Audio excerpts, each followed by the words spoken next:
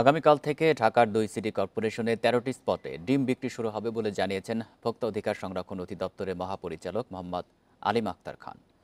সকালে রাজধানীর তেজগাঁয়ে এফডিসিতে বিগত সরকারের সৃষ্ট সিন্ডিকেট বাজার অস্থিরতার জন্য দায়ী শীর্ষক এক ছায়া সংসদে অংশ নিয়ে তিনি জানান, ঢাকা দক্ষিণ সিটি কর্পোরেশনের ৭টি ও ঢাকা উত্তর সিটি কর্পোরেশনের ৬টি স্থানে এই কার্যক্রম চলবে। এতে ন্যায্য মূল্যে ক্রেতারা ডিম কিনতে পারবেন বলে আশা করছেন তিনি। সামনে রমজানে বাজার নিয়ন্ত্রণ থাকবে বলেও আশা তার।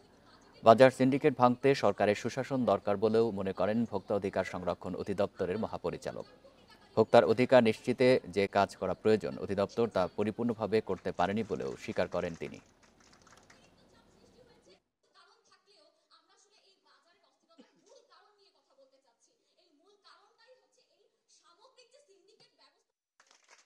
মোট ঢাকা দক্ষিণে 7টি, উত্তরে 6টি সাব সেন্টার আমরা প্রস্তাব করেছি এবং এটা আমরা 3 দিনের মধ্যে সিদ্ধান্ত গ্রহণের এটা বিক্রি হতে পারে বলে আমাদের পরিকল্পনা। আমরা আশা করছি আগামীকাল থেকে এটা শুরু হবে।